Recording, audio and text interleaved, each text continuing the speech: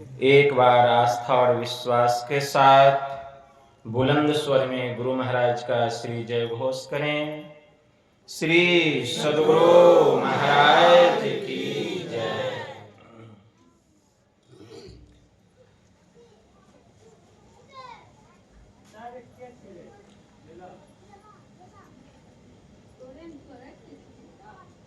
अखंड मंडलाकारं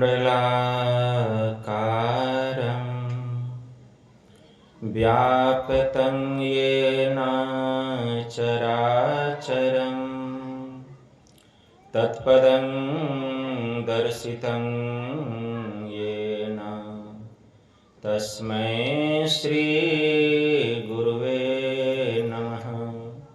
गुरुविनु ज्ञान न उपजे, गुरु बिनु मिले न भेव, गुरु बिनु संशय ना मिटे। जय जय जय गुरुदेव, जय जय जय गुरुदेव। श्री सद्गुरु महाराज की जय।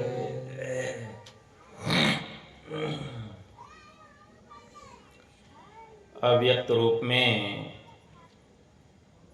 परमाराध्य संत सद्गुरु महाराज के पावन कमल चरणों में बारंबार नमन। आदरणीय सत्संग प्रेमी सज्जनों, भक्तिमती माताओं एवं धर्मशिला बहनों, आप लोगों को सर्वविदित हो चुका है कि यह संतमत सत्संग का आयोजन हमारे श्रद्धेय प्रमोद जी ने स्वेच्छानुसार घर परिवार के समस्त लोगों ने मिलजुल कर सुख शांति के लिए, इस समाज के कल्याण के लिए बड़े ही हर्षोल्लास के साथ यह संत मत सत्संग का आयोजन किए हैं। इस संत मत सत्संग के द्वारा ज्ञान योग युक्त एकमात्र ईश्वर भक्ति का संदेश दिया जाता है, उपदेश दिया जाता है। प्रत्येक प्राणी मात्र को बोध कराया जाता है कि ज्ञान क्या है, योग क्या है, भक्ति क्या है, जीव क्या है, माया क्या है, ब्रह्म क्या है।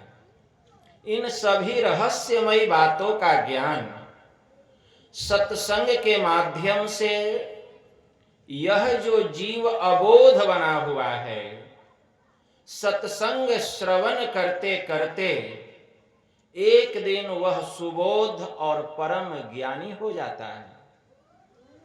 अभी संत स्तुति और गुरु वंदना से पाठ का शुभारंभ हुआ। हम लोगों ने अति ही मनोयोग पूर्वक भक्ति युक्त ढंग से पाठ का श्रवण किया। तत्पश्चात श्री रामचरितमानस सार सटीक तृतीय सोपान अरण्य कांड से भी हम लोगों ने पाठ का श्रवण किया। पाठ के क्रम में नवधा भक्ति के संबंध में भगवान श्री राम के मुखारविंद से माता सबरी को उपदेश देते हुए हम लोग सुन रहे थे। भगवान श्री राम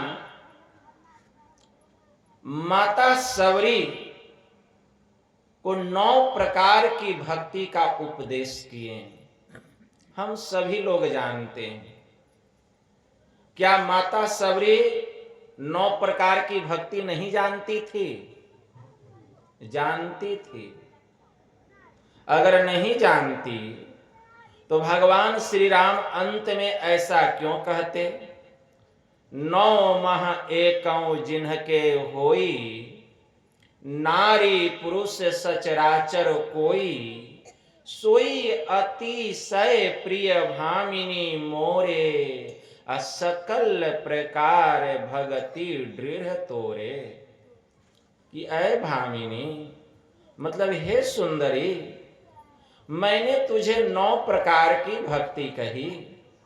अगर 9 प्रकार की भक्ति में कोई एक भी प्रकार की भक्ति करता हो, चाहे वह नर हो, नारी हो या नपुंसक ही क्यों न हो, हे सुंदरी, हे भामिनी, वह मुझे अतिशय प्यारा है। लेकिन तू तो 9 प्रकार की भक्ति में निपुण है, कुशल है, प्रवीण है, तू भक्ति के परम प्रकाष्ठा को प्राप्त कर चुकी है। तो जब माता सबरी 9 प्रकार की भक्ति में निपुण थी, कुशल थी, प्रांगत थी, वह भक्ति के परम प्रकाष्ठा को प्राप्त कर चुकी थी, तो भगवान श्री राम को फिर माता सबरी को 9 प्रकार की भक्ति सुनाने की, उपदेश करने की जरूरत क्यों आन पड़ी? क्योंकि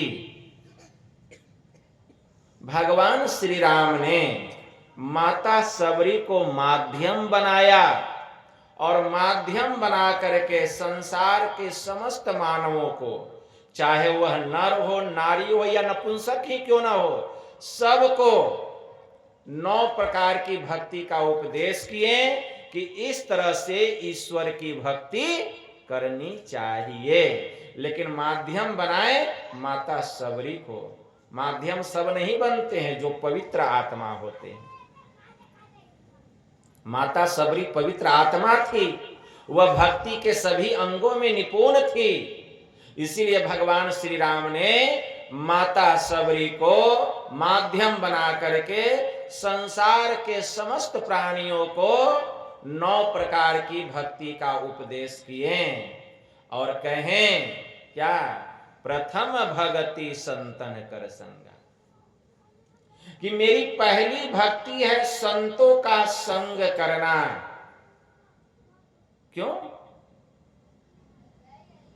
भगवान श्री राम ने सनकादिक ऋषियों से कहा था, संत संग अपवर्ग करे, कामी भव कर पंथ, कि संतों का संग करना यह अपवर्ग का मार्ग है, मतलब मोक्ष का मार्ग है। अकामी पुरुषों का संग करना यह संसार का मार्ग है। कहीं संत कवि कोविद, श्रुति पुराण सदग्रंथ, जितने संत हैं, कवि हैं, पंडित हैं, वेद हैं, पुराण हैं, जितने सदग्रंथ हैं, सब ऐसा कहते हैं कि संतों का संग करना यह अपवर्ग का मार्ग है, मोक्ष का मार्ग है। अपवर्ग मतलब क्या समझे? अ का मतलब होता है नहीं, अपवर्ग, पवर्ग किसको कहा जाता है? कवर्ग। कवर्ग में कितना अक्षर होता है? क, ख, ग, घ और इसको कहा गया कवर्ग। उसी तरह से पवर्ग, अपवर्ग, अ का मतलब नहीं, पवर्ग मतलब प, फ, ब, भ और म, मतलब ये पांचों जहां नहीं हो उस स्थान का नाम है अपवर्ग। अ का मतलब नहीं, पवर्ग, ये पांचों जहां नहीं हो। प का मतलब होता है पाप और पुण्य, जहां किसी भी प्रकार का पाप पुण्य नहीं है उस स्थान का नाम है अपवर्ग। फ, जहां जाने पर किसी प्रकार की फलाशा नहीं है, किसी प्रकार की चाहना नहीं है, किसी प्रकार की इच्छा नहीं है, उस स्थान का नाम है अपवर्ग। ब, जहां जाने पर जीव के ऊपर किसी प्रकार का बंधन नहीं है उस स्थान का नाम है अपवर्ग। भ, जहां जाने पर जीव को किसी प्रकार का भय नहीं है, डर नहीं है, उस स्थान का नाम है अपवर्ग। मौत, जहां जाने पर मौत नहीं होती है, उस स्थान का नाम है अपवर्ग।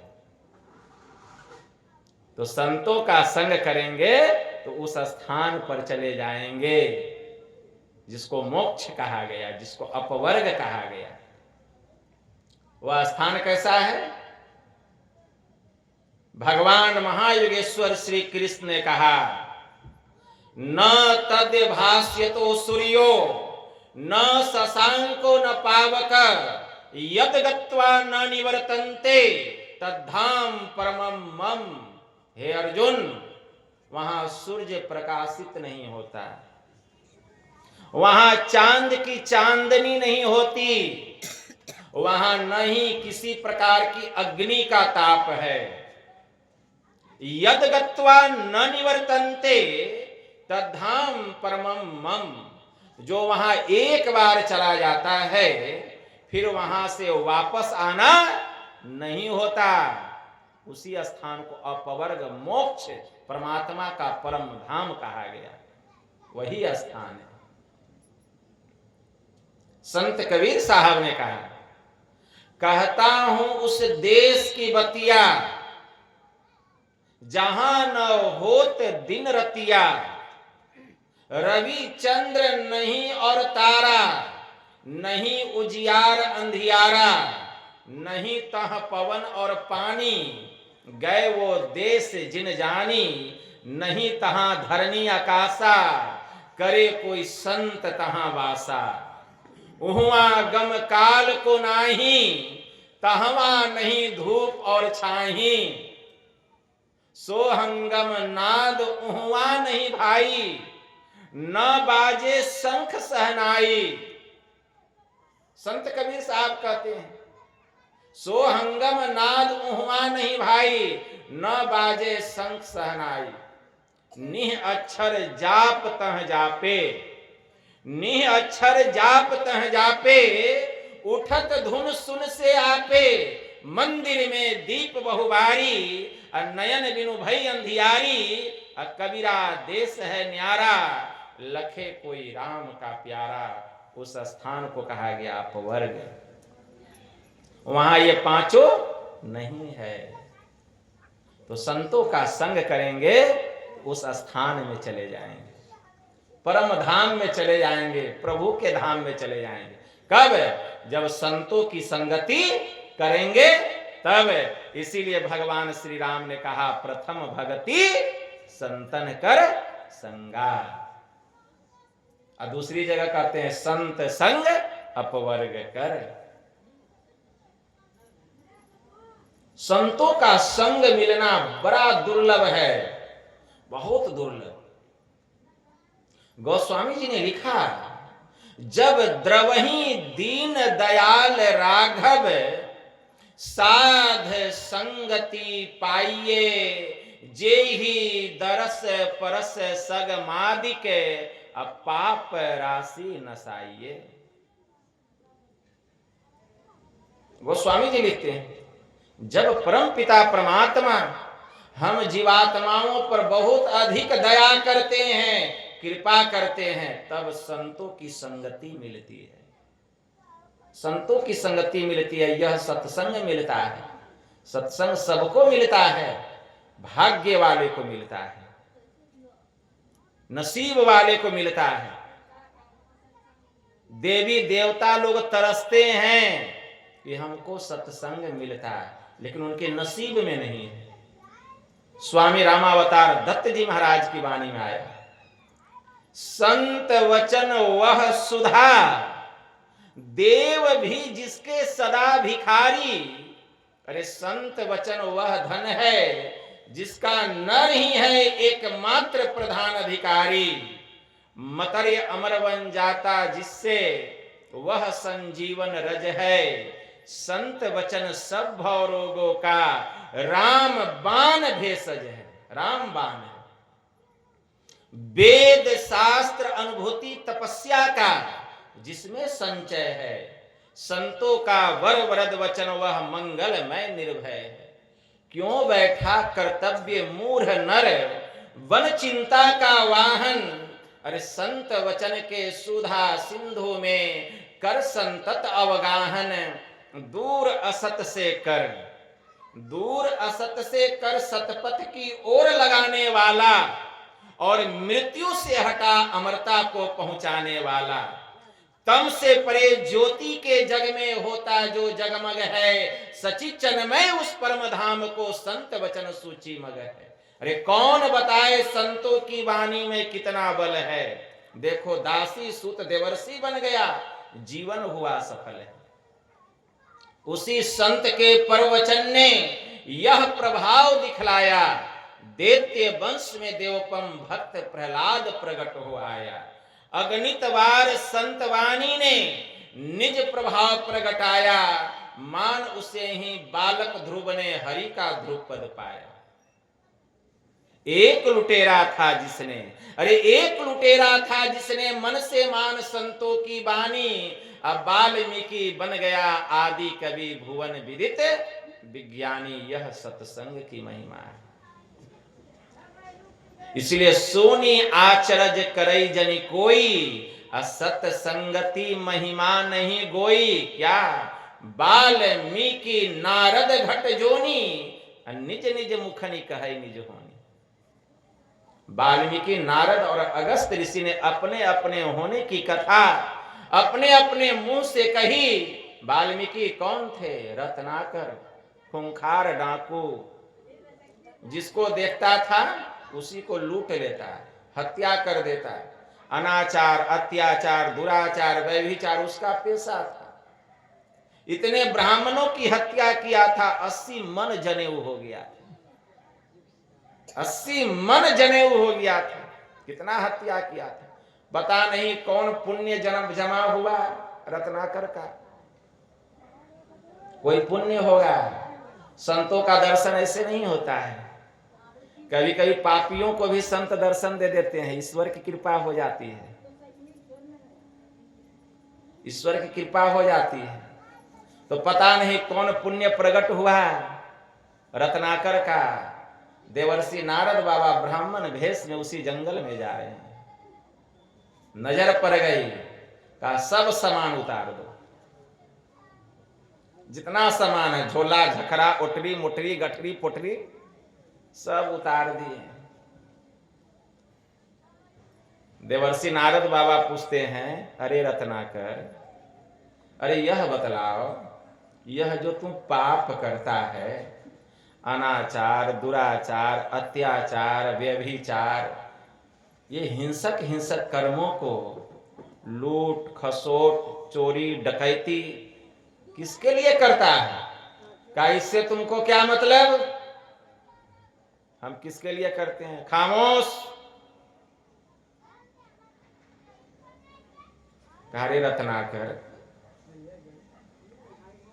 यह जो तू पाप करता है, क्या इस पाप में तेरे जितने परिवार के लोग हैं सब भागीदार बनेंगे? क्यों नहीं बनेंगे? तो जाओ पूछ के आओ। वाह, आप बड़ा तेज बनते हैं, हम पूछने जाएंगे और आप भाग जाइएगा, तब आज तो गर्दन काटेंगे। क्या रत्नाकर, मैं भागने वाला नहीं हूं। अगर तुझे ऐसा लगता है, देखो मोटा रस्सी है, इस रस्सी से मुझे पैर में बांध दे और जितना सामान है सब लेते जा, और अपने परिवार से पूछ कर आओ कि तू जो यह पाप करता है, तेरी इस पाप में परिवार के सब लोग बराबर के भागीदार बनेंगे। रत्नाकर सब सामान ले लिया, गया घर, अपनी बीवी, अपने बच्चे, अपने माता पिता सबसे पूछा कि मैं जो यह अत्याचार, अनाचार, दुराचार, यह जो पाप करता हूं, चोरी डकैती, लूट खसोट, और तुम लोगों का पोषण करता हूं, मेरे इस पाप में तुम लोग भी बराबर के भागीदार बनोगे ना? परिवार के सभी लोगों ने कहा, हमको उससे क्या मतलब है, तुम्हारा काम है परिवार का पोषण करना, तुम चोरी करके करो कि डकैती करके करो कि लूट करके करो, हम सब तुम्हारे पाप में भागी बनने वाले नहीं हैं। रत्नाकर के पैर के नीचे की जमीन खिसक गई। वह दौड़ता हुआ आया, उस ब्राह्मण के चरणों में गिर गया, कहा, हे महात्मन, मुझे रास्ता दिखाइए। हम तो सोचे थे कि हम जो यह पाप करते हैं सब लोग इसमें बराबर के भागी बनेंगे, लेकिन मेरे पाप में कोई भागी बनने वाला नहीं है। लेकिन जो मैं ले करके आता हूं, चोरी डकैती लूट खसोट करके, सब उसका भोग करने के लिए तैयार है, लेकिन पाप में भागी बनने के लिए नहीं। कहा, तब रत्नाकर, तुमने जो इतना पाप किया, क्या होगा? अब रत्नाकर अपने पाप के नीचे दबा जा रहा था। देवर्षि नारद बाबा कहते, रत्नाकर तुम चिंता नहीं करो, मैं तुमको भेद बतलाता हूं, जुक्ति बतला देता हूं भक्ति करने के लिए। मंत्र बतला दिए देवर्षि नारद बाबा, जुक्ति बतला दिए भक्ति करने की। कहें, रत्नाकर, मैंने तुझे ब्रह्म विद्या बतलाया है। यह विद्या ऐसा है कि तेरे सारे पापों को जला करके राख कर देगा। तो इसी पेड़ के नीचे बैठ करके मैंने जो विद्या बतलाई है, तो जप ध्यान करो। वहीं पर रत्नाकर बैठ के बरगद के पेड़ के नीचे बैठ करके जप ध्यान करने लगा। देवर्षि नारद बाबा चले गए उसको जुक्ति बतला करके। रत्नाकर की सूरत ऐसी लगी, साधना में ऐसी लगी, साधना करते करते करते करते दीमक जो है मिट्टी का घर बना दिया। रत्नाकर को पता नहीं चला। चिड़िया घोंसला बना दी सिर के ऊपर, पता नहीं चला। पहाड़ के जैसा मिट्टी का पहाड़ बन गया, दीमक बना दिया। साधना करते करते, जप ध्यान करते करते 60,000 वर्ष गुजर गया। 1-2 वर्ष नहीं, 1-2 हजार नहीं, पूरे 60,000 वर्ष गुजर गए। रत्नाकर पापों से मुक्त हो गया। उसकी सूरत प्रभु के सार शब्द में, सतनाम में, ब्रह्मनाद में उसकी सूरत जाकर के समा गई। समाधि लग गई रत्नाकर की। देवर्षि नारद बाबा के मन में हुआ, जरा अपना शिष्य को देखे उसकी क्या गति है। 60,000 वर्ष गुजर गया। ध्यान लगाते हैं, देखते हैं रत्नाकर ऐसी साधना कर रहा है कि उसके सारे पाप जल करके भस्म हो गए। अब तो इसकी आत्मा पवित्र हो गई और इसका शरीर भी दीमक चाट लिया। इसके पास तो शरीर ही नहीं है, न चमड़ी है न मांस है, केवल अस्थि पंजर है, और इसका प्राण जो है परमात्मा के नाम में लगा हुआ है। इसकी जो सूरत है प्रभु के नाम में, विगत काम मम नाम परायण, शांति विरति विनति मुदितायन। बड़ा अच्छा है। भगवान श्री राम भरत जी को कह रहे हैं कि संत के लक्षण के बारे में, कि सरलता शीतलता मयत्री, अद्विज पद प्रीति धर्म जनयत्री। ये सब लक्षण बसही जासु उर, जानही तात संत संतत फुर। सम जम नियम नीति नहीं डोलही, अपरुष वचन कबहू नहीं बोलही। रत्नाकर एकदम अखंड ध्यान में लगा हुआ है। देवर्षि नारद बाबा को हुआ कि अब इसको दर्शन देना चाहिए। प्रकट हो गए। कहते रत्नाकर आंखें खोलो। आंख क्या खोलेगा? शरीर में रहेगा तब ना, शरीर से ऊपर उसकी गति। उल्टा नाम जपत जग जाना, अब वाल्मीकि भयौ ब्रह्म समाना। यही रत्नाकर ही वाल्मीकि बन गया। अपने योग बल से देवर्षि नारद बाबा वह जो दीमक मिट्टी का पहाड़ बनाया था उसको हटाते हैं। सारा मिट्टी का पहाड़ झड़ गया। देखते हैं रत्नाकर के पास न मांस है न चमड़ा है, शरीर है ही नहीं, केवल अस्थि पंजर। कहते रत्नाकर आंखें खोलो। रत्नाकर आंख खोलता है। कहते हैं कि बेटा तुमने ऐसी साधना की कि तेरे इस जन्म का कौन कहे, जन्म जन्मांतर का सारा पाप जल के राख हो गया, सारा पाप। मुहूर्तमपि यो गच्छे ना सागरे मनसा सह सर्वम तरति पापानम तस्य जन्म सतार्जितम। भगवान महायोगेश्वर श्री कृष्ण ने उत्तर गीता में कहा, क्या कहते हैं कि जो मन सहित नासाग्र में जाकर के ठहरता है कुछ काल के लिए, या नासाग्र में मन को रोक करके रखता है कुछ काल के लिए भी, तो सैकड़ों जन्मों का किया हुआ जो पाप है उस पाप से वह मुक्त हो जाता है। भगवान ने कहा, तपे द्वर्ष सहस्त्राणि एक पाद स्थितो नरः एकस्य ध्यान योगस्य कलाम नारहंति षोडशीम। एक पैर पर जो खड़ा होकर तप करता है 1000 वर्ष तक, उसका जो फल है वह सुषुम्ना ध्यान के 16वें अंश में से 1 अंश के बराबर भी नहीं है। भगवान ने कहा, ब्रह्म हत्या सहस्त्राणि भ्रूण हत्या शतानि च एतानि ध्यान योगस्य दहत्य अग्निरिवेंधनम। जैसे जलावन ईंधन लकड़ी को जला करके भस्म कर देता है, राख कर देता है, वैसे ही यह जो ध्यान योग है यह हजारों ब्रह्म हत्या और सैकड़ों भ्रूण हत्या जैसे महापापों को जला करके राख कर देता है। वही रत्नाकर जो था, जितना भी हत्या किया था, जितना पाप किया था, ऐसी साधना किया कि सबको जला के राख कर दिया। देवर्षि नारद बाबा कहते, रत्नाकर तू सभी पापों से मुक्त हो गया, तू पवित्र हो गया। इसीलिए मैं चाहता हूं कि तेरा कोई नया नाम हो। रत्नाकर कहता है, गुरुदेव आपने नया शरीर दिया तो आप ही कोई नया नाम दे दीजिए। अपने योग बल से नया शरीर दिए देवर्षि नारद बाबा। शरीर तो दीमक चाट गया था, चमड़ा को भी मांस को भी नया शरीर दिए। तो कहें ठीक है बेटा, तो दीमकों ने तेरे शरीर पर मिट्टी का पहाड़ बना दिया।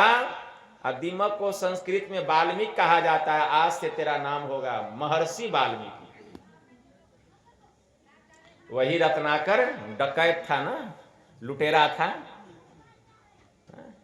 कितना ब्राह्मणों का हत्या किया था, 80 मन जनेऊ हो गया था। जब ऐसा पापी से महापापी संतों के शरण में आकर उनसे सद्युक्ति जान करके साधना करके भक्ति करके पापों से मुक्त हो सकता है, तो फिर हम लोग क्यों नहीं मुक्त हो सकते। वहीं पर देवर्षि नारद बाबा उसका नाम वाल्मीकि रखते। वही कहते हैं, सोनी आचरज करई जनि कोई सत्य संगति महिमा नहीं गोई। वाल्मीकि नारद घट जोनी निज निज मुखनी कहई निज होनी। संत केशवानंद जी महाराज को कहना पड़ा, दासी के नारद हिरणी के श्रृंगी ऋषि, अंडा से वृंडा सुखदेव जी कहात है। गागरी से कुंभज रेणुका से परशुराम, कुलहंडू से वाल्मीकि महिमा लखात है। मत्स्य गंधा से व्यास, गणिका से वशिष्ठ मुनि, क्षुद्रानी से भारद्वाज ब्राह्मण पद पात है। कहे कवि केशवानंद, अरे कहां लो करो वखान, सत्संग के प्रभाव से शिरोमणि कहा। इसीलिए भगवान श्री राम ने कहा, सबरी प्रथम भक्ति संतन कर संगा। मेरी पहली भक्ति है संतों का संग करो। संग करेंगे जैसे का वैसा रंग लगेगा, जैसा संग वैसा रंग। ज्ञान बढ़े गुणवान के संगति, ध्यान बढ़े तपसी संग किन्हे। मोह बढ़े परिवार के संगति, लोभ बढ़े धन में चित दिन्हे। क्रोध बढ़े नर मूढ़ के संगति, अकाम बढ़े त्रिया संग किन्हे। ज्ञान विचार विवेक बढ़े, कभी दिन सुसज्जन संगति किन्हे। ज्ञान घटे नर मूढ़ के संगति, ध्यान घटे चित विषय भरमाही, तेज घटे पर नारी के संगति।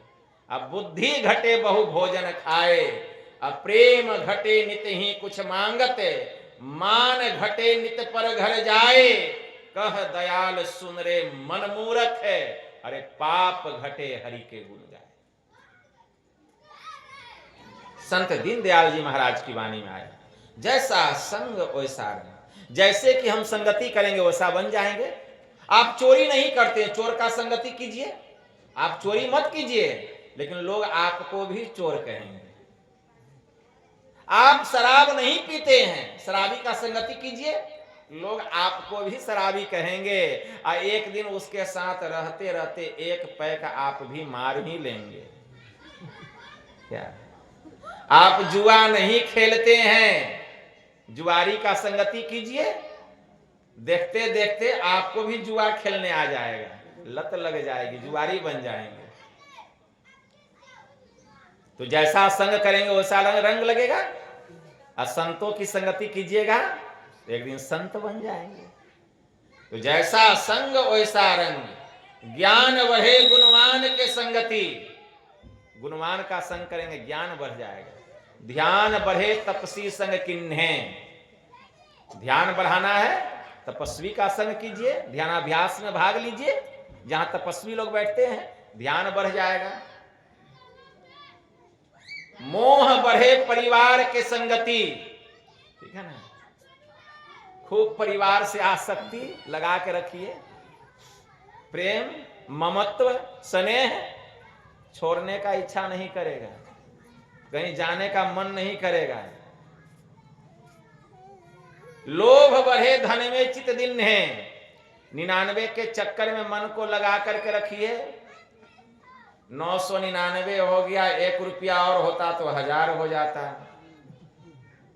99,000, 999 हो गया, 1 रुपया और होता तो 1 लाख हो जाता। हाँ? तो 99 के चक्कर में रहेगा। लोभ बढ़े धन में चित दिन है, धन में चित को लगा करके रखेंगे, लोभ बढ़ जाएगा। लाभ होगा तो लोभ होवे करेगा, लाभ होगा तो लोभ होगा। लोभ बढ़े धन में चित दिन है, क्रोध बढ़े नर मूर्ख के संगति, मूर्खों का संग करेंगे, बात बात में क्रोध आएगा, आक्रोश आएगा, क्योंकि मूर्ख का संग किया। क्रोध बढ़े नर मूर्ख के संगति, अकाम बढ़े त्रिया संग किन्हे, अधिक स्त्री पुरुष का संग करेगी या पुरुष स्त्री का संग करेगा तो कामना बढ़ेगी, वासना बढ़ेगी। काम बढ़े त्रिया संग किन्हे, ज्ञान विचार विवेक बढ़े, कभी दिन सुसज्जन संगति किन्हे। ज्ञान विचार विवेक तीनों एक साथ बढ़ जाएगा जबकि हम हमेशा सत्संग करेंगे, संतों की संगति करेंगे। ज्ञान घटे नर मूर्ख के संगति, मूर्खों का संग करेंगे ज्ञान घट जाएगा। ध्यान घटे चित विषय भरमाही, अपने चित्त को विषय में लगा करके रखेंगे, रूप में, रस में, गंध में, स्पर्श में, शब्द में। देखिए ध्यान कैसे घट जाएगा। मन पांचों के बस में पड़ा, अब मन के बस नहीं पांच, अपने अपने स्वाद में सब ही नचावे नाच। पांचई पांच परस रस, गंध शब्द और रूप, इनका कहा न कीजिए बहुरी पर भवकूप। मन ऐसा नाचेगा पांचों विषय में, ऐसा नाचेगा, ऐसा नाचेगा कि लगेगा कि हम मन का गुलाम बने हुए हैं, हम ही मन का गुलाम बने हुए हैं। इसीलिए संत दीनदयाल जी महाराज कहते हैं, ज्ञान घटे चित विषय भरमाही। अगर चित्त को विषय में लगा करके रखेंगे धीरे धीरे ज्ञान घटने लगेगा। ज्ञान घटे चित विषय भरमाही, तेज घटे पर नारी के संगति।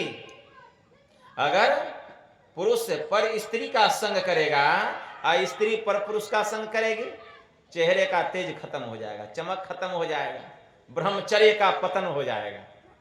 और भगवान महावीर ने क्या कहा? ब्रह्मचर्य से हीन व्यक्ति कैसा है जानते हो? जैसे कि टूटा हुआ धनुष, जैसे टूटे हुए धनुष पर बाण नहीं चढ़ाया जा सकता, ठीक उसी प्रकार ब्रह्मचर्य से हीन जिसका जीवन है उस पर सुरत रूपी बाण टिक नहीं सकती, निशाना कहां से लगेगा?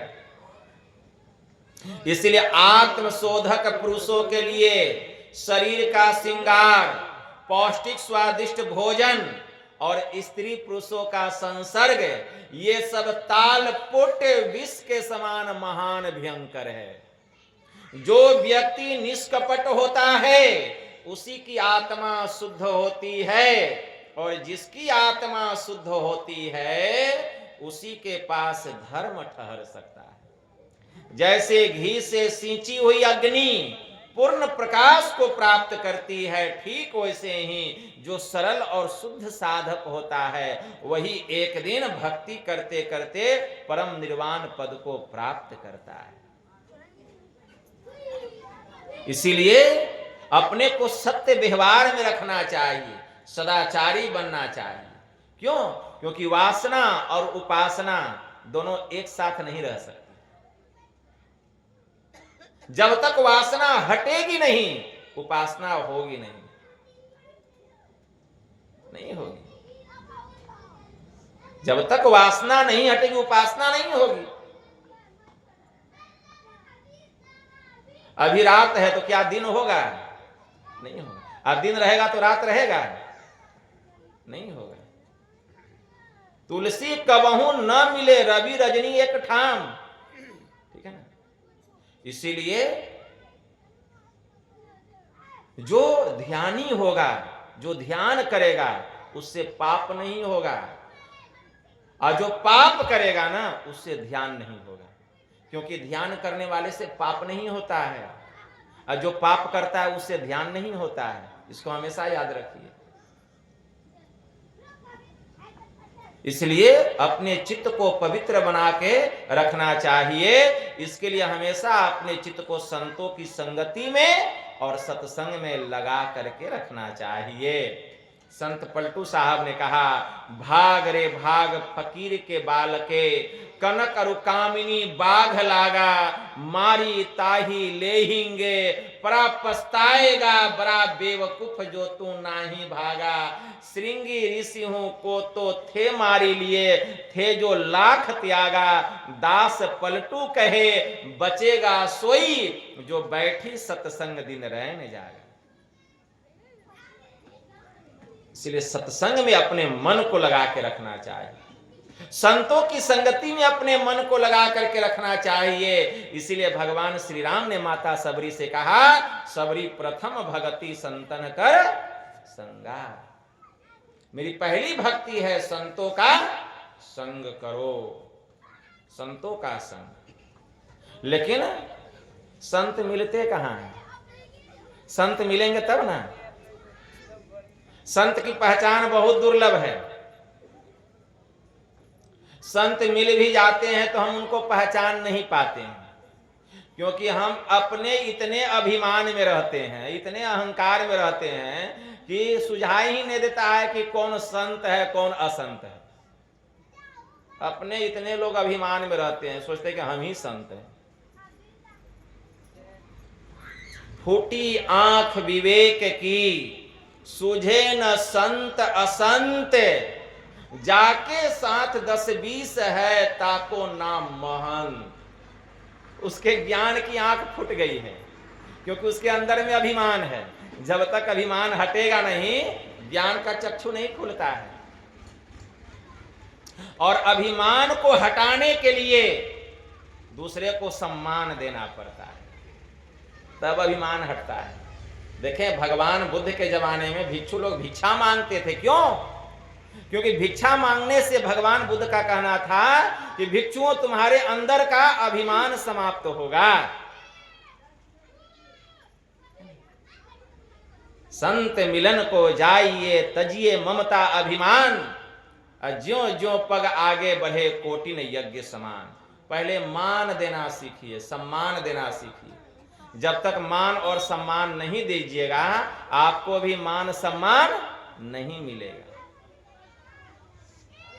लेकिन हम सम्मान देना ही नहीं चाहते हैं और चाहते हैं कि हमको सम्मान मिले, तो कहां से मिलेगा? संत कबीर साहब ने कहा, अहम अग्नि हृदय जरे, और गुरु से चाहे मान, ताको जम न्योता दिया, हो हमरो मेहमान। हम संत के शरण में आए हैं, हम सत्संग में आए हैं और चाहते हैं कि बाबे मेरा मान सम्मान करे। बैठने के लिए कहे, सोफा दे, तकिया दे, गद्दा दे, थोड़ा जलपान दे, मतलब कितना सम्मान लेके आए हैं साथ में, अहंकार कितना लेके आए हैं। वो क्या सेवा का फल प्राप्त कर सकेगा? वह संतों का दर्शन का क्या फल प्राप्त करेगा? पहले ही बहुत सारा कपट अपने साथ लेके आया है, तो संतों के शरीर से जो आभा निकल रही है ज्ञान की ऊर्जा, उसके भीतर में कहां से प्रवेश करेगी? कहे कबीर नी देख मन करनी, तेरे अंतर बीच कतरनी, कतरनी की गांठी न छूटे, तो पकड़ी पकड़ी जम कूटे। तो ताको जम न्योता दिया, हो हमरो मेहमान, तो वह जम का मेहमान बनेगा। इसलिए आदर करना सीखिए, इससे परमात्मा के सामने आपका स्थान ऊंचा होगा और आपके मन में निर्मलता आएगी, पवित्रता आएगी, एक प्रकार की शांति आएगी।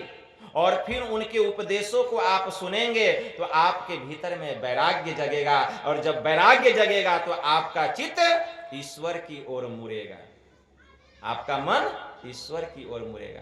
और एक जो शांति मिलेगी, एक जो अनुभूति मिलेगी, एक जो रस मिलेगा, एक जो शीतलता मिलेगी, एक जो पवित्रता आएगी, वह क्या कहना है, आपका तन मन अंतःकरण पवित्र हो जाएगा, पवित्र हो जाएगा। लेकिन जब तक आपके अंदर में ऐसी भावना नहीं आएगी, कितना भी आप सत्संग सुन लीजिए, आपके अंदर वह वैराग्य जगने वाला नहीं है, जगने वाला नहीं।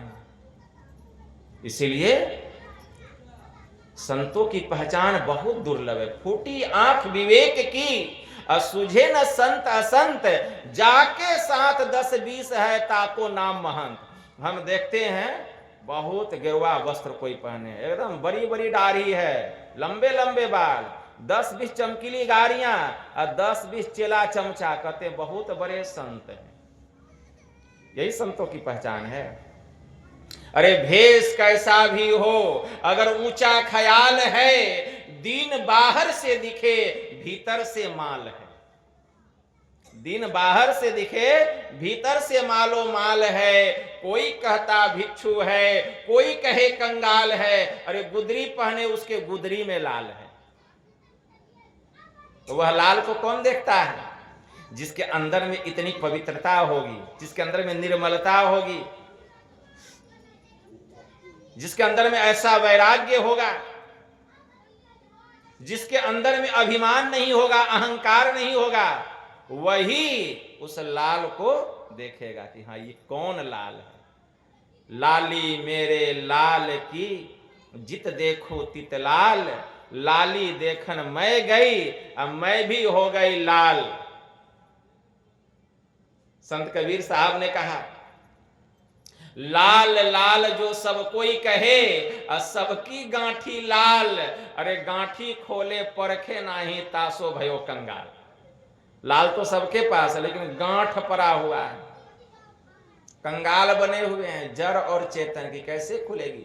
जड़ चेतन ही ग्रंथि पड़ी गई, यद्यपि मृषा छूटत कठिनाई। कैसे छूटेगा?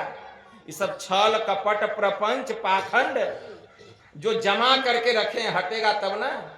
पाखंड और अहंकार तजी निष्कपट हो अरुदीन हो, सब कुछ समर्पण कर गुरु की सेवा करनी चाहिए। लेकिन ये सब तो जमा करके रखे, कहां से होगा? हम बड़े कि हम बड़े, धरती कहे कि मैं बड़ी, तो शेष नाग पर क्यों खड़ी? धरती कहे कि मैं बरी, तो शेष नाग पर क्यों खड़ी? अशेष नाग कहे कि मैं बरा, तो शंकर के गले में क्यों पड़ा? शंकर कहे कि मैं बरा, तो कैलाश पर्वत पर क्यों पड़ा? कैलाश पर्वत कहे कि मैं बरा, तो रावण के डर से क्यों थर थर करा? रावण कहे कि मैं बरा, तो बाली के कांख में क्यों पड़ा? क्यों पड़ा? राम के हाथ से क्यों मरा? अंत में राम के भी हाथ से मरा। इसीलिए सबसे बड़े कौन है? भक्त। अगर राम कहे कि मैं बड़ा, तो फिर भक्तों के बस में क्यों पड़ा? तो इससे क्या पता चलता है कि सबसे बड़े भक्त हैं, संत हैं, सबसे बड़े हैं संत भक्त। दूसरा नाम है तीजे 10 अवतार तिन्हे प्रणाम है, ब्रह्मा विष्णु महेश सकल संसार है, अरे हारे पलटू सबके ऊपर संत मुकुट सरदार है। सबसे बड़े संत। बड़ा होए ते ही पूजिए, संतन किया विचार, असंतन किया विचार, ज्ञान का दीपक लीना, देवता 33 कोटि नजर में सबको चीना, सबका खंडन किया खोज के 3 निकारा, तीनों में दुई सही मुक्ति का एक के द्वारा, हरि को लिया निकारी बहुरी 3 मंत्र विचारा, हरि है गुण के बीच, संत है गुण ते न्यारा, पलटू प्रथमे संत जन, पलटू प्रथमे संत जन, दूजे हैं करतार, बड़ा होए ते ही पूजिए, संतन किया विचार। सबसे बड़े संत होते हैं। संत चरणदास जी महाराज को कहना पड़ा, पितु सुमाता 100 गुना, सुत को राखे प्यार, मन सेती सेवन करे, तन सु डांट अरुगार, माता से 100 गुना हरि, जिनसे 100 गुरुदेव, प्यार करे अवगुण हरे, चरणदास सुखदेव। तो सबसे बड़े कौन हुए? संत सदगुरु। उनसे बड़े कौन हो सकते हैं? जागृत जिंदा सतगुरु जग में, सब जिनको कर जोड़ा है। इस कलयुग के देवता अगर कोई है तो संत सदगुरु। गुरु समान देवता 3 लोक में नाही, जो नर पूजे और को सीधे जमपुर जाए। संत कबीर साहब ने कहा, परम पुरुष की आरसी, संतों की ही देह, लखा जो चाहे अलख को इन्हीं में लखी ले। परमात्मा को देखने का आईना संत सदगुरु का शरीर है।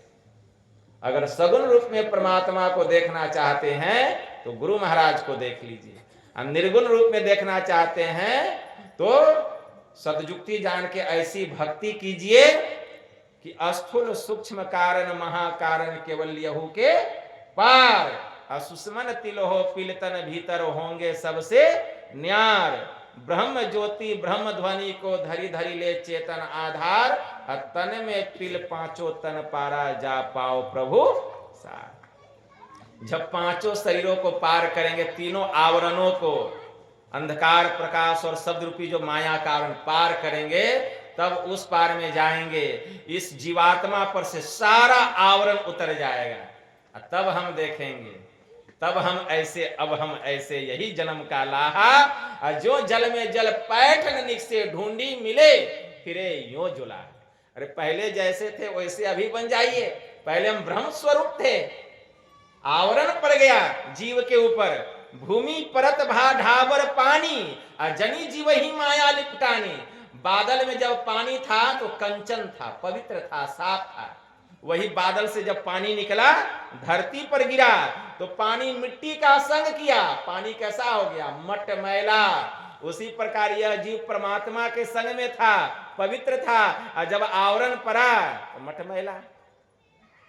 जनी जीव ही माया लिपटानी, ठीक है। तो तब हम ऐसे, अब हम ऐसे, यही जन्म का लाहा, जो जल में जल पैठन निकसे ढूंढी फिरे यो जुलाहा। तो जैसे पहले थे वैसे बन जाइए। तो कैसे बनेंगे? इसी के लिए है योग। इसी के लिए है भक्ति, इसी के लिए तो यह मनुष्य का शरीर मिला है, लेकिन जानते नहीं। सत्संग में ज्ञान होगा, इसी के लिए मनुष्य का शरीर मिला है, क्योंकि और किसी शरीर से यह काम होने वाला नहीं है। यह योग या भक्ति जब भी होगा केवल मनुष्य शरीर से। भगवान महायोगेश्वर श्री कृष्ण ने अर्जुन से कहा, नेहा भी कर्मणा सोसति प्रत्यावायो न विद्यते स्वल्पम अप्यस्य धर्मस्य त्रायते महतो भयात्। भगवान ने कहा है, हे अर्जुन, मेरे इस योग के आरंभ का नाश नहीं होता। नेहा भी कर्मणा सोसति प्रत्यावायो न विद्यते, इसका उल्टा परिणाम नहीं होता। अगर कोई दवाई हम उल्टा पुल्टा खा ले तो रिएक्शन कर जाएगा, लेकिन यह भक्ति जो है उल्टो पुल्टा करेंगे तो रिएक्शन नहीं करेगा, उल्टा परिणाम नहीं होगा। बीज देखते हैं, उलट पुलट भी धरती में डाल दीजिए, अंकुर निकलिए जाएगा। जब चाहे तब ज्योति, संत चरणदास जी महाराज की वाणी है। तो कहने का भाव है, भगवान कहते हैं कि मेरे इस योग के आरंभ का नाश नहीं होता, इसका उल्टा परिणाम नहीं होता। स्वल्पम अप्यस्य धर्मस्य त्रायते महतो भयात्। जो थोड़ा सा भी योग करना, गुरु से ज्ञान लेकर जो थोड़ा सा भी योग करना, योग का मतलब क्या होता है? योग का मूल अर्थ होता है भक्ति, इसको याद रखिए। योग का मूल अर्थ होता है भक्ति। जो गुरु से ज्ञान लेकर के थोड़ा सा भी भक्ति करना प्रारंभ कर देता है, यह संस्कार ऐसा पुष्ट हो जाता है जीव के भीतर में कि जीव को महाभय से बचा लेता है। भगवान ने कहा महाभय से बचा लेना मतलब मनुष्य शरीर ही मिलेगा, मतलब गाय घोड़ा गधा बिल्ली सांप छुछुंदर कीड़ा मकोड़ा के शरीर से आप बच जाइएगा, यही है महाभय। मनुष्य शरीर को छोड़ के ये सब त्रियक योनि में चले जाना, यही है महाभय। इस महाभय से जीव बच जाता है। वेद में एक अच्छा मंत्र आया है, वेद भगवान उपदेश करते हैं, ओम युक्त्वाय सविता देवांस सवर्यतो धिया दिवम बृहद ज्योतिः। कहते हैं वेद भगवान सविता प्रसूआतीतान। इस मंत्र के द्वारा वेद भगवान उपदेश करते हैं कि हे योगाभ्यास सीखने वाले मनुष्यों, सच्चे सदगुरु के द्वारा ही, पक्के सदगुरु के द्वारा ही योग का भेद जानकर तुम अपने भीतर की महान दिव्य ज्योतियां और दिव्य गुण युक्त नाहत नाद दोनों को प्राप्त करो।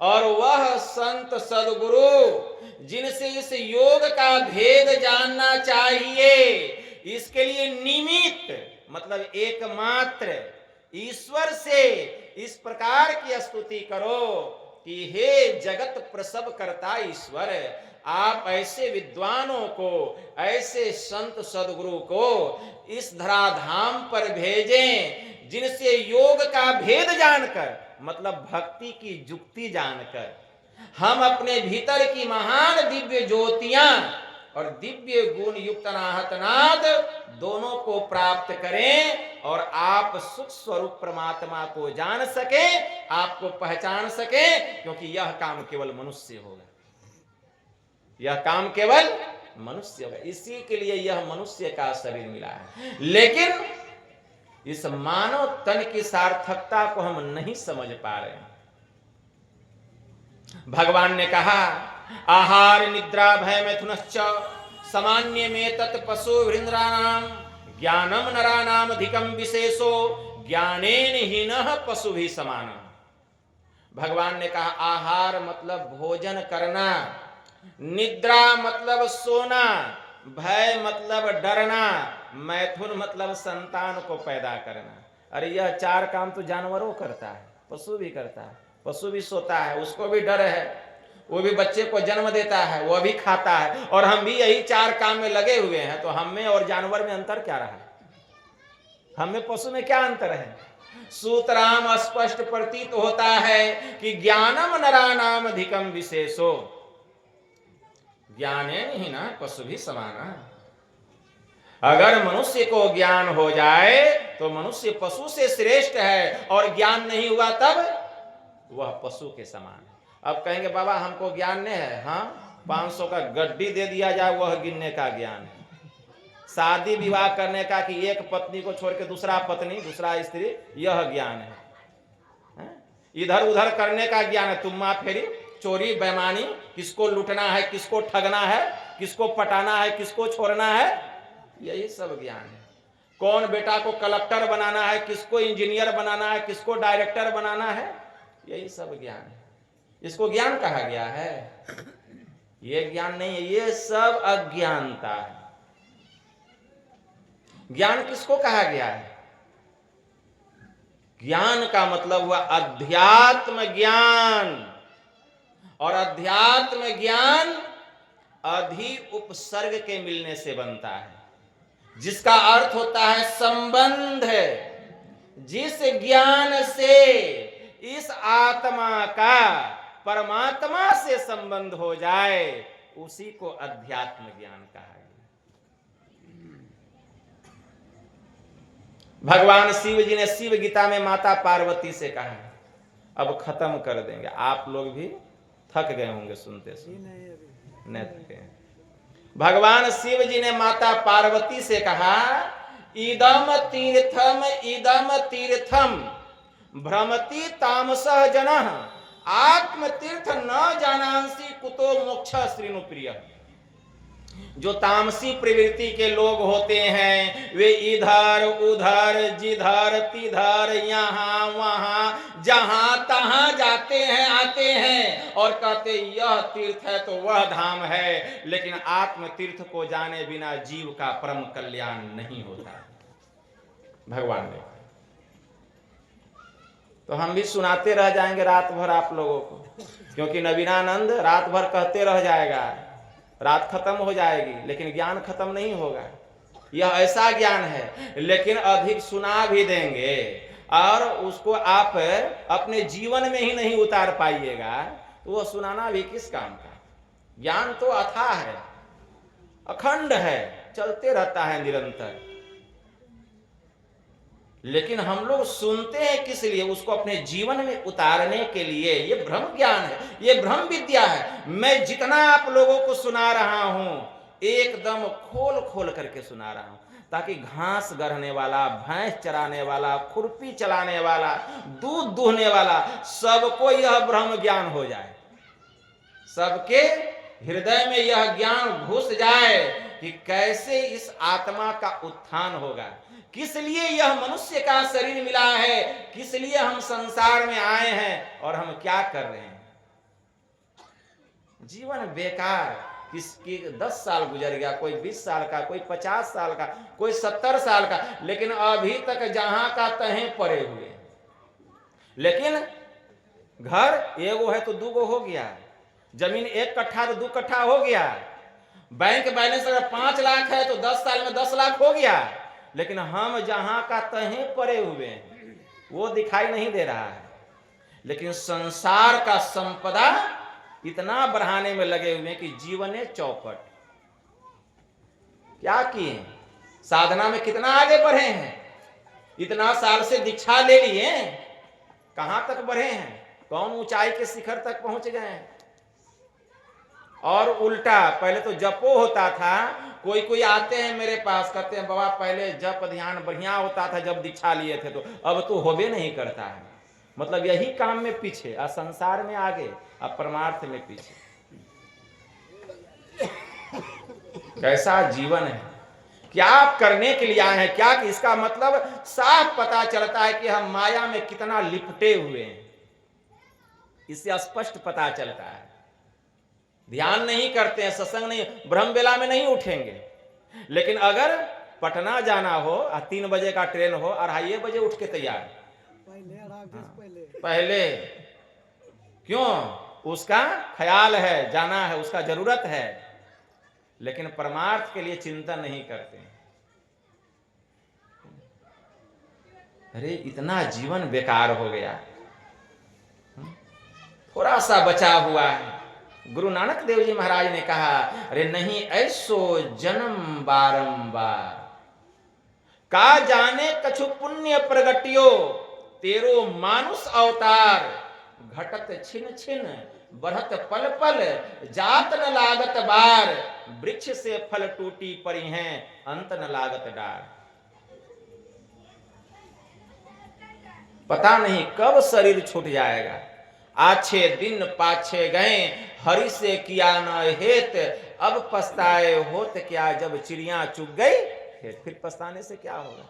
इसलिए जितना समय बचा हुआ है उसको सदुपयोग करना चाहिए। इसका मतलब ये नहीं कि हम संसार का काम नहीं करें, मतलब परमात्मा की भक्ति करते हुए अगर हम संसार का काम करेंगे तो संसार के कामों में भी सफलता मिलेगी।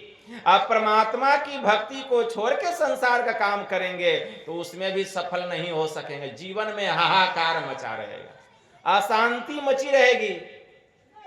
आपको लगेगा कि धन बढ़ रहा है, ठीक है ना, लेकिन धन नहीं बढ़ रहा है, ठीक है ना। आपके जीवन में तो हाहाकार अशांति लगी हुई है, ठीक है ना। आप पता नहीं की ओर जा रहे हैं। इसीलिए थोड़ा ठहर जाइए, अरे थोड़ा रुक जाइए, रुक जाइए, चिंतन कीजिए, विचार कीजिए क्या करना है। सबसे पहले ईश्वर की भक्ति, नित्य प्रतिदिन त्रैकाल संध्या करना है, नित्य प्रतिदिन सत्संग करना है, और जहां तक हो सके संतों की खिदमत करनी है, सेवा करनी है। जहां तक हो सके कुछ दान पुण्य करना है, जहां तक हो सके कुछ परोपकार करना है, जितना हो सके।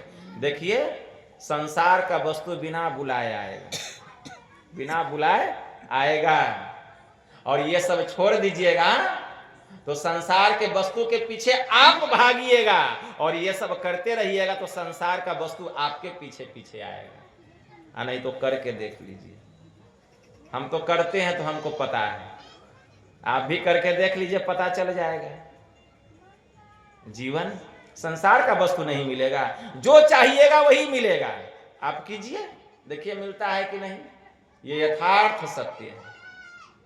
लेकिन हम करते नहीं है। विश्वास रहेगा तब ना, करता जो नित अभ्यास न विश्वास है तो क्या। सदगुरु कृपा की आस न और आस है तो क्या, औरों का आशा करके रखे हैं। खाली झूठे का गुरु महाराज पर बहुत विश्वास है।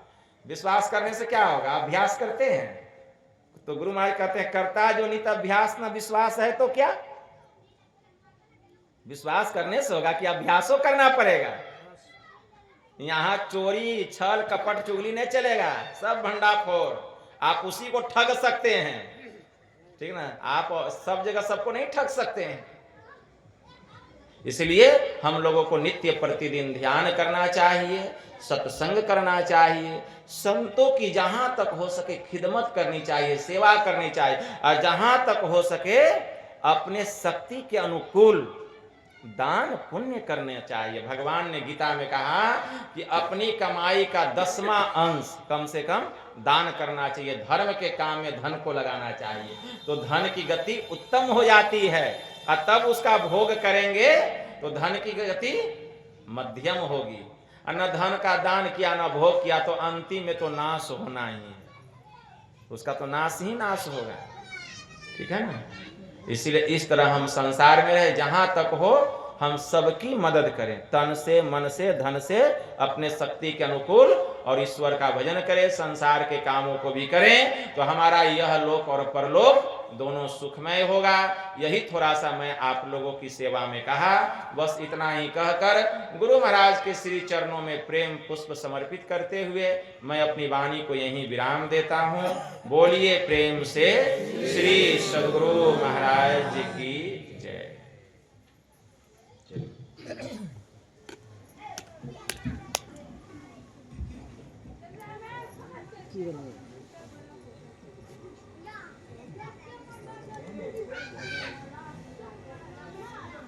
की कहानी जाओ नक्को की कहानी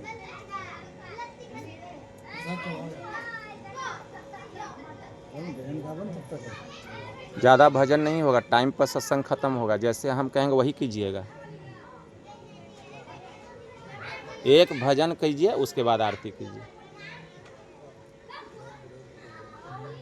रावण से नहीं होगा। एक भजन आप लोग कीजिए, उसके बाद आरती होगी।